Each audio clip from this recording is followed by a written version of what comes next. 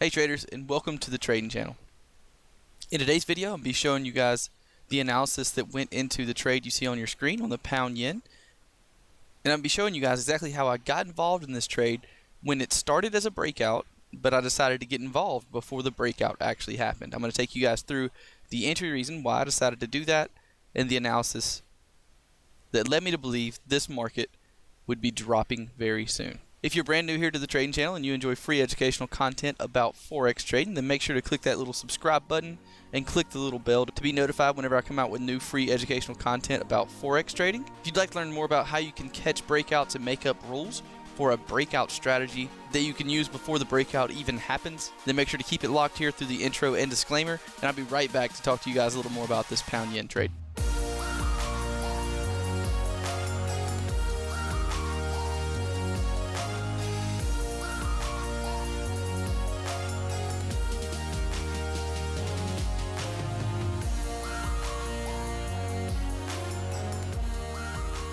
Alright guys, to start off with, we're going to look at the daily chart here on the pound yen. And do you guys notice anything about this chart that would lead you to believe the market may fall? If any of you pointed out this level of resistance over here, then you would be correct.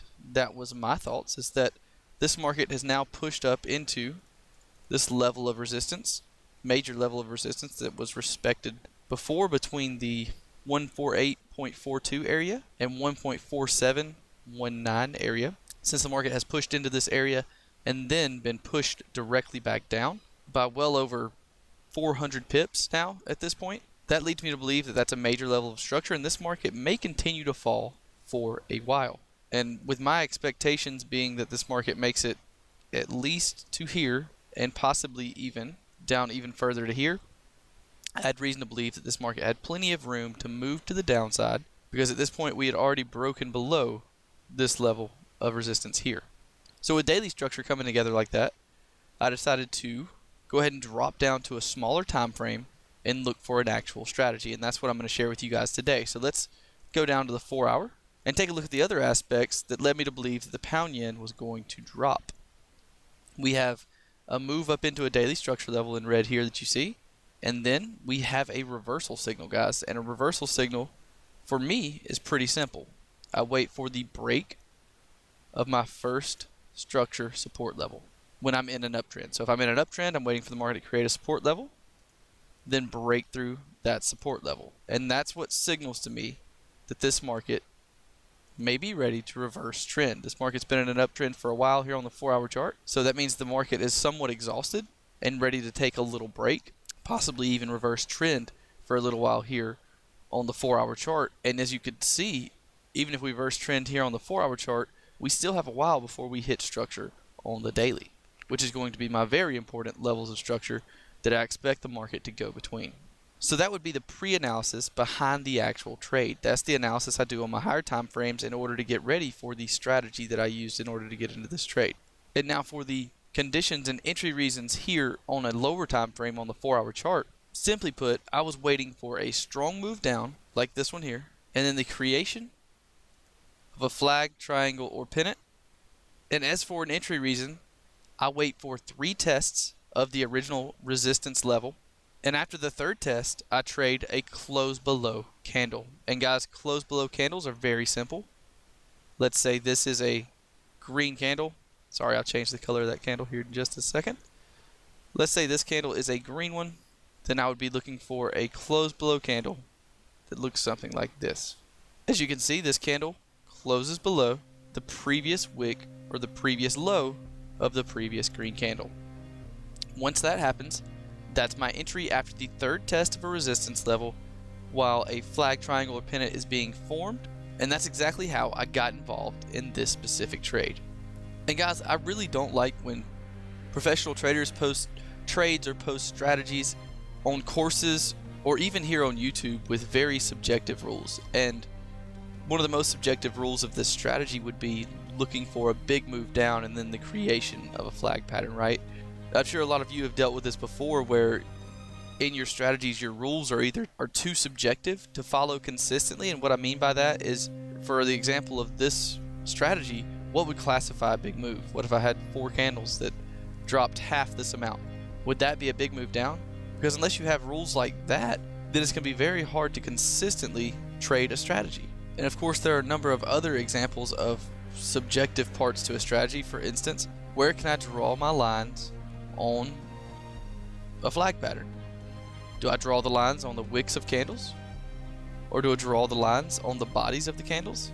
And for this rule, you can do either one. You just have to be consistent. You either need to consistently draw them on the wicks of the candles for the trend lines of your flags, triangles, and pennants, or consistently draw them on the bodies.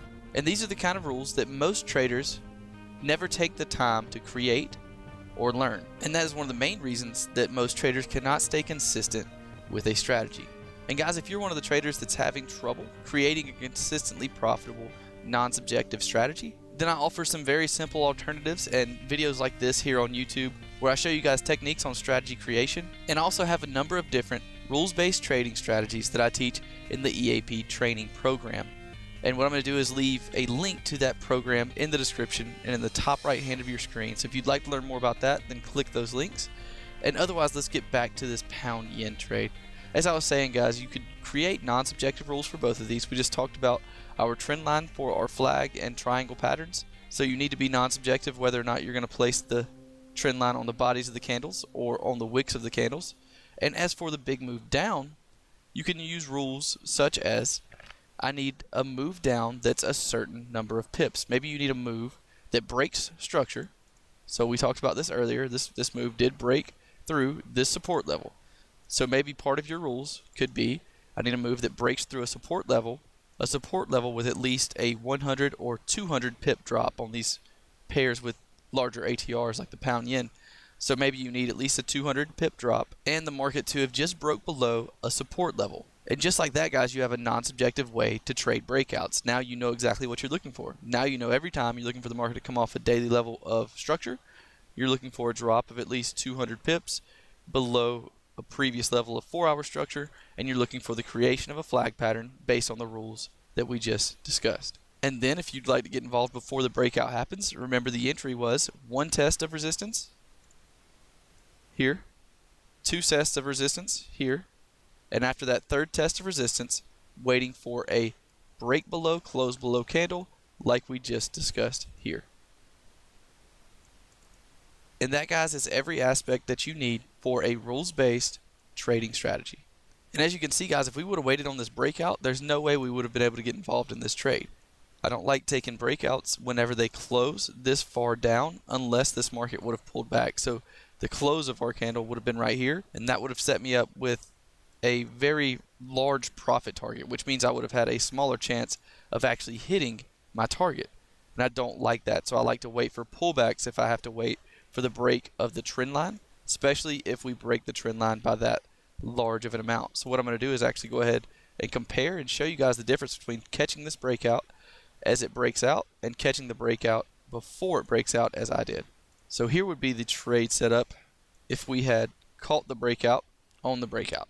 As you can see, we would have been nowhere close to hitting targets, probably only like 40 or 50 pips actually in the good. Yeah, so 51 pips to the good, and we'd be looking for 213 pips just to hit first targets. And now let's consider this. In this case, we've already hit our first targets, and we're currently sitting at a 1.84 risk reward on the second part of our position.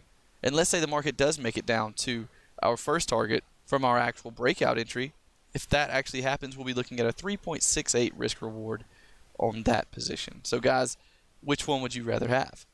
Definitely the one on the right, correct? So that's why I wanted to go ahead and create this video and give you guys examples of rules you can use in order to enter a trade before a breakout even happens, giving yourself a better entry and a better risk reward on some of your breakout trades. So I hope some of you guys can incorporate this into your trading plan, do some back testing on it, see if it'll work for you. I hope you're able to get some value out of this video. If you did, please click that like button for me. As I said, guys, if you're someone struggling with rules-based strategies, maybe you've taken courses and programs before that overpromised and underdelivered with their strategies, then I would be more than glad to help you out, of course, through these free educational videos here on YouTube.